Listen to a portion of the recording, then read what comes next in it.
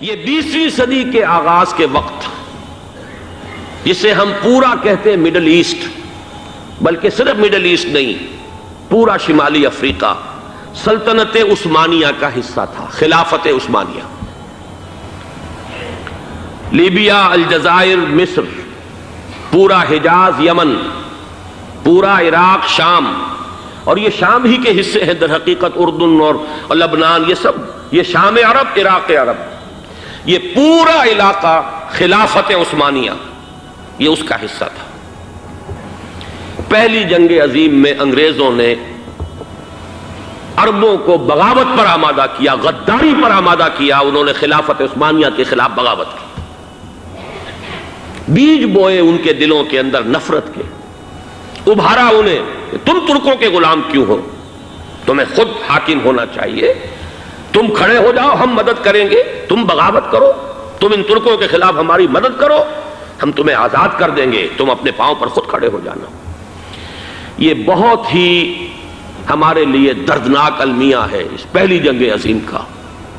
Colonel Lawrence جیسا شخص، برطانوی استعمار، اور اس کے نتیجے میں عربوں نے بغاوت کی۔ اور اس قدر دردناک بات آپ کو بتا رہا ہوں، میں پہلی مرتبہ جب سن 62 میں حج کے لیے گیا مدینہ منورہ میں، ابھی وہ ریل کے انجن کھڑے ہوئے تھے۔ یہ ترکی کے زمانے میں، سلطنت عثمانیہ کے زمانے میں بغداد سے مدینے تک ریلوے لائن تھی۔ یہ پورا ایک عالم سلطنت عثمانیہ، صرف سلطنت نہیں، خلافت عثمانیہ، پوری ٹرینیں جو ہے ترکوں کی اڑائی گئی، ہزاروں ترکوں کو شہید کیا گیا، یہاں تک کہ صحن حرم میں شہید کیے گئے سینکڑوں ترک۔ یہ جرم تھوڑے نہیں ہے، معمولی نہیں ہے۔ آج جس کی سزا مل رہی ہے، معلوم ہونا چاہیے کہ وہ جرائم کون کون سے تھے۔ اب بھی جو لوگ گئے ہیں انہوں نے دیکھا ہوگا، ترکی کا قلعہ موجود ہے اوپر پہاڑی کے اوپر، حرم کا جو سب سے بڑا دروازہ ہے باب ملک عبدالعزیز، اس کے سامنے ایک لائبریری ہوتی تھی، اب تو غالباً وہ بھی گرا دی گئی ہے، اس کے پیچھے پہاڑی پر ترکوں کا قلعہ ہے پرانا، اس پر توپیں موجود تھیں۔ جب بغاوت ہوئی ہے، جو حرم میں آئے ہوئے تھے ترک فوجی، ظاہر بات ہے نہتے، وہ تو نماز پڑھنے آئے ہوئے تھے، ان کو وہاں ذبح کیا گیا ہے۔ اور ترکوں نے اپنی توپیں استعمال نہیں کی کہ کہیں بیت اللہ کو کوئی گدن نہ پہنچ جائے۔ بہرحال یہ غداری ہوئی ہے پہلی جنگ عظیم کے دوران، اور نہ صرف ترکوں پہ، عربوں نے کی ہے۔ جیسا کہ میں نے کہا تھا، دو ہیں سب سے بڑے مجرم روئے ارضی کے اوپر امت مسلمہ کے طبقات۔ ہمارا پنجابی سپاہی بھی جا کر انگریزوں کی مدد کر کے ایلن بی کو قبضہ جو لے کر دیا بغداد کا، اس میں ہمارے مسلمان پنجابی سپاہی بھی شامل تھے۔ یہ خون چکاں باب ہے ہماری تاریخ کا اس صدی کا۔ لیکن اس کے بعد سلطنت عثمانیہ کے ٹکڑے ہو گئے، چیتھڑے ہو گئے۔ ایک انگریز نے لکھا ہے یہ جملہ، زہر میں بجھا ہوا جملہ، کہ تاریخ میں یہ بات ثبت ہو جائے گی کہ ایک انگریز نے اس سلطنت کے ٹکڑے کر دیے کہ جو عمر فاروق نے قائم کی تھی رضی اللہ تعالیٰ عنہ۔ یہ پورا عالم، یہ تمام علاقہ کس نے فتح کیا تھا؟ یہ بات ہاتھ بدل گئے تھے، پھر ترک آ گئے، خلافت عثمانیوں کے پاس چلی گئی، لیکن یہ سلطنت تو حضرت عمر رضی اللہ تعالیٰ عنہ کے زمانے سے چلی آ رہی تھی۔ اس کو ایک انگریز کرنل نے، اور اس نے بغاوت پہ آمادہ کر کے عربوں کو اور ترکوں کے پیٹھ میں چھرا ڈھپوا کر ان کے ذریعے سے اور ٹکڑے کر دیے۔ لیکن جب جنگ ختم ہوئی، اب انہوں نے کہا کہ اب ہمیں آزادی دیجئے، تو اب انہیں معلوم ہوا کہ غداروں کو دنیا میں کیا ملتا ہے۔ ٹکڑے کر دیے گئے۔ یہ حصہ عراق یہ انگریز کے پاس رہے گا، شام کا یہ علاقہ یہ فرانسیسیوں کے پاس رہے گا، مصر پر انگریزوں کا تسلط رہے گا، لیبیا اطالویوں کے پاس رہے گا۔ لے دے کر یہ جو علاقہ تھا حجاز، چونکہ وہاں کچھ تھا ہی نہیں، بوادٍ غیر ذی زرع، یہ عربوں کے پاس چھوڑ دیا گیا۔ اس وقت جو بادشاہ ہیں شاہ حسین اردن کے، ان کے دادا سب سے بڑے غدار وہی تھے، لہذا ان کو اس علاقے کی بادشاہت دے دی گئی۔ اس کے بعد نجد سے ایک تحریک اٹھی ہے، وہ سعودی جو خاندان ہے وہ نجد سے اٹھا ہے۔ نجد میں اس وقت کچھ بھی نہیں تھا، وہ تو صرف ریت کے تودے تھے اور کچھ بھی نہیں، لہذا ادھر کسی استعماری قوت کو دیکھنے کی ضرورت ہی نہیں تھی۔ وہ تو بعد میں تیل برآمد ہوا اور اس کی حیثیت ہو گئی، اور یہ امارات کا علاقہ جو ہے اس کی دنیا میں اب گویا کہ یوں سمجھیے کہ جو سب سے زیادہ اہم علاقے ہو سکتے ہیں روئے ارضی کے نقشے پر، ان میں سے ایک وہ ہو گیا، لیکن یہ اس وقت کی بات میں کر رہا ہوں، کوئی حیثیت نہیں تھی، لہذا اس کو چھوڑ دیا گیا۔ یہ ہے تاریخی پس منظر، یہ لکیریں جو کھینچی گئی ہیں، یہ ایک ملت اسلامیہ کو جو قومیتوں میں تقسیم کیا گیا، پھر نعرے لگوائے گئے المصر للمصریین الشام للشامیین۔ اب شامی ایک علیحدہ قوم ہو چکے ہیں، مصری ایک علیحدہ قوم ہو چکے ہیں، عراقی ایک علیحدہ قوم ہو چکے ہیں۔ یہ ساری تقسیمیں استعمار کی پیدا کرنا ہے، اس کا کوئی تعلق اسلام کے ساتھ نہیں۔ اب ضرورت تو اس بات کی تھی کہ استعمار کے پنجے جب یہاں سے کچھ ہٹے، دوسری جنگ عظیم کے بعد ایک دور آیا، امریکہ ابھرا ہے دنیا کی عالمی سطح پر سیاست میں، اس کے ہاں کچھ آزادی کے تصورات تھے، اس نے بھی سپورٹ کیا۔ برطانیہ کمزور ہو چکا تھا، وہ اتنے بڑے علاقے کو اب ہولڈ نہیں کر سکتا تھا۔ ہندوستان بھی آزاد ہوا، پھر یہ کہ اور دوسرے علاقوں سے بھی اس کو پسپائی اختیار کرنی پڑی۔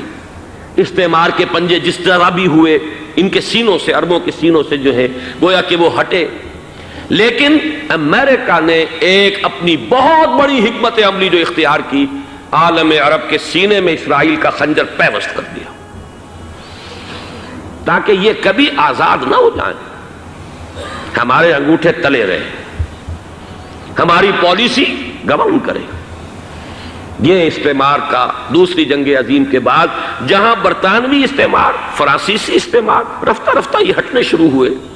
صدر ناصر نے انگریزوں کو اٹھا کر پھینکا میڈیٹرینین میں اور دوسرے جگہوں سے، الجزائر نے آزادی حاصل کی فرانس سے، اطالویوں سے جو ہے لیبیا والوں نے آزادی حاصل کی، یہ ہو گیا، لیکن ایک خنجر پیوست کر دیا گیا اسرائیل کا سینہ عرب۔